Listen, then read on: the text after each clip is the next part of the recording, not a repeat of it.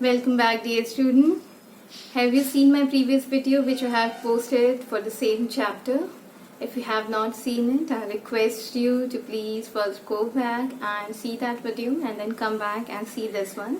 If you directly jump on this one, this will not help you, and because these are interrelated. For your convenience, I have added a link right in the description box. You can click on it and it will lead you to the previous video. So let's quickly recall what we did in the previous class. It's too much study. Now let me tell you one joke. When we don't find anything, we keep shouting, "Mama, where's my belt? Mama, where's my iCard? Mama, where's my shoe?" This is what happened. When you don't find, you just go and ask your mother, "Mama, where is it? Mama, please tell me." You do that, right? And when you see Papa, what do you say? "Papa, where is Mama?" This is what happened. And a house without a mom is in a chaotic condition, completely disorganized. Similarly, similar condition will arise if we don't have government in place. And that's the importance of government, that is controlling each and everything, the road we are walking, the onion prices, the security of the country, the peace, maintaining peace and harmony on the border area, and having an amicable relationship with the other countries, and so on. The list is so huge. This is unending, which cannot be explained in one lecture. Government is doing a lot of things. That's why, like, house without a mom is disorganized. Country without a government is completely disorganized. So if we are living in a civilized culture where we need everything to be organized, and to have this organized life, we have some amount of power which we have given it to the government, and there are so many organizations working together to bring everything in order so that none of the citizens of the country face any problem. So now let's see what will happen. Government and law.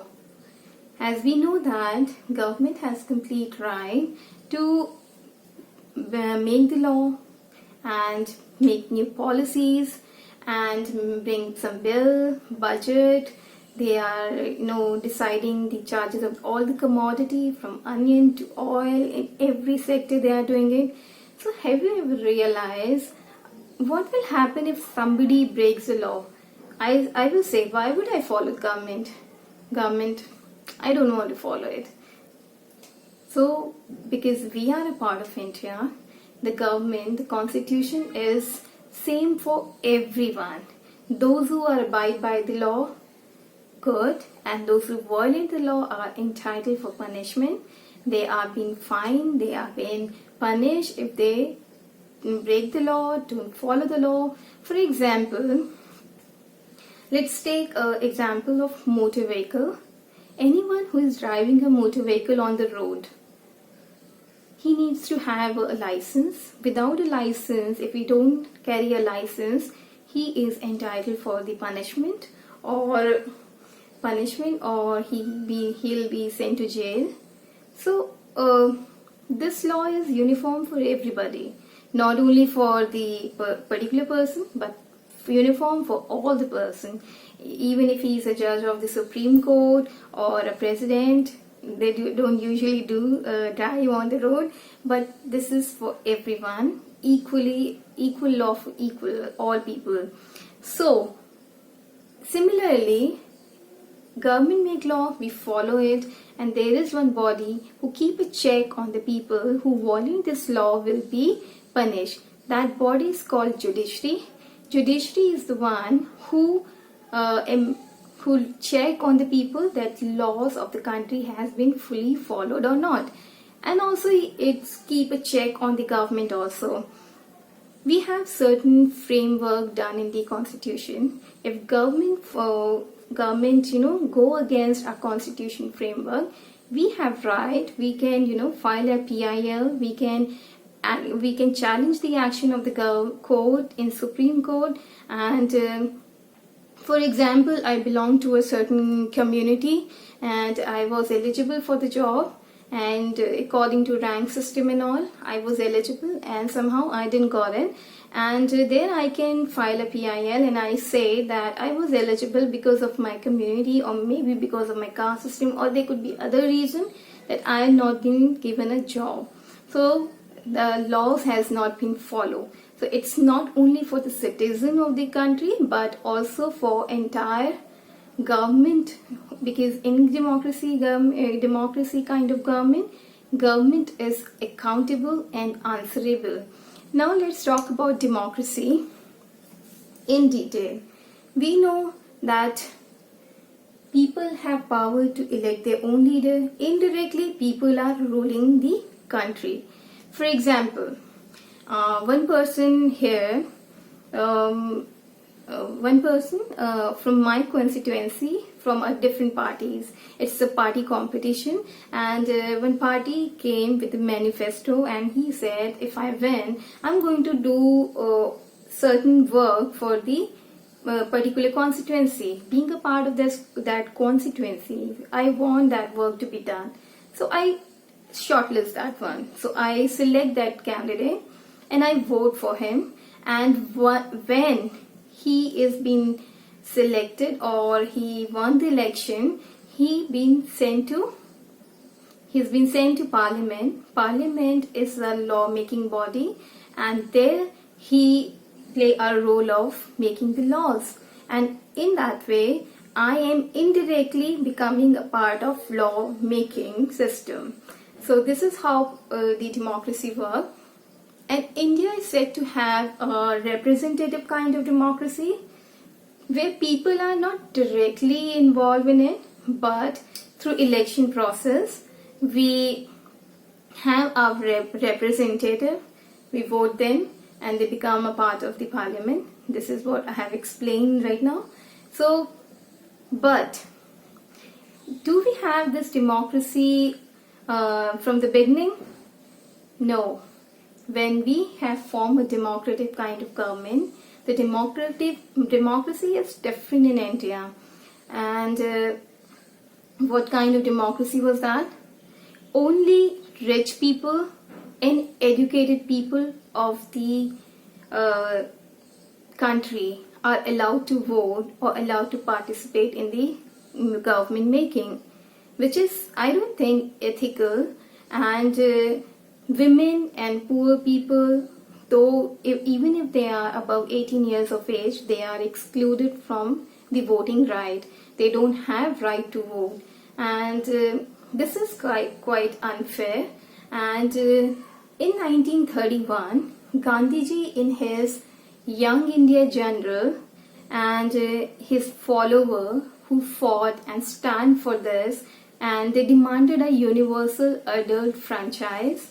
And he said, when we won the freedom, and it's not only rich people or educated people who fought for the freedom, it's all of us, rich, poor, Hindu, Muslim, and men, women, children, old, everyone fought for it. So everyone should have a right. Everyone should have a right in the government making process. So he introduced universal adult franchise. He said, I don't believe in a system where people with wealth have a right to vote and people with character have no right to vote or be a part of the government.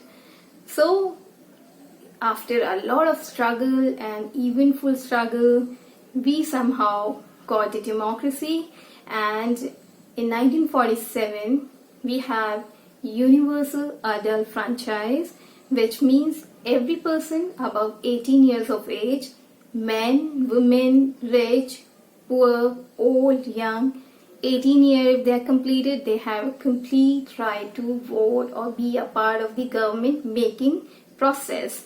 So you see that we got it in 1947, but there are other movements going on In US and UK, there is a similar condition where women and old people and the poor people will not be a part of this lawmaking process. And there, when all the male were out to fought for the First World War, when only women left in the territory, they started doing each and every work which was earlier meant to be done by the male section of the society. They involved in doing in every possible work like mining, factory work, agriculture, and factories, everything they are maintaining it, like welding and making or manufacturing sector. So women thought that even if we can do everything which was earlier done by the male person, and because of that reason they got the right to vote. Now, since we are capable of doing all such work, why not this right be given to the women and the poor? Then there is a movement which rises in First War, which got strengthened in First World War, which is called Women Suffrage Movement, which means right to vote. All women across Europe and Asia and US fought for this, and to be heard, for their demand to be heard. They have struggled a lot. They have chained themselves in the railing. They went on the hunger strike. Most of them were sent to prison, and to keep them alive they were force fed. So there are a lot of things that women have gone through to get that right for vote. All the women who were fighting for this particular law, right to vote, are called suffragettes. Suffragettes are the women who demanded a right to vote, and ultimately in 1920, US women and poor got the right to vote, and the iconic year for UK is 1928, and in India we got the right to vote in 1947 after the independence. And this is how that women struggle to get their right of vote and to be a part of government making process. So this is the end of the chapter here. Now let's move on to the question answer. Let's quickly discuss all the question answers. Okay, the first question is, what do you understand by the word government? List 5 ways in which you think government affect your life, your daily life. Government, I have given you the definition in the previous lecture. Government is a body or group of people who govern the country or a ministry or a nation, and they have a power which has been given by the people, and they have a political power, they have a sovereign power, they can make the law and they can execute the law, and with all that they have to maintain the custom, tradition, law of the state. So without disturbing the basic structure work of the nation, they have to apply all this thing. And list 5 ways in which you think government affect your life. Government is in taking the decision to where the road would be made, where highways could be made, and where roads, highway, and everything, or the infrastructure, railways and metros and flyovers. So they take decision. These are the important decision that is done by the government. They ensure the security of the country by securing the border and have an amicable relationship with the other countries, other neighboring countries. They regulate the charges of petrol, onion and other essential commodities, and they do certain social welfare work. And the list is so long. I discussed in the previous class also, and I will be giving you the PDF so that you can all complete your work. Now let's move on to the next question. Why do you think government needs to make rule for everyone in the form of law? If they make law that is applicable to every citizen of the country, they want it or not, they have to follow it. There is no ifs and buts for the particular person. Every person of the country who living in India has to follow the law. When it becomes law, then whosoever will break the law are entitled for punishment or a fine or maybe sent to jail. So the judiciary is the one who is taking and checking out the laws are being implemented. So it's important that government needs to make rules for everyone. Now let's see the other one. Name 2 essential features of democratic government. Democracy kind of government is best form of government so far, and as we know, India is said to have a representative kind of government. In democracy, government is accountable for its action. Secondly, we can challenge the government if they go against the framework of the constitution. Third, people are indirectly participating, and the person who is going to form the government is among the people itself. So it's people who indirectly ruling the country, and people are taking active participation in making of the government or the election process. Got it? Next one. What was the suffrage movement? What did it accomplish?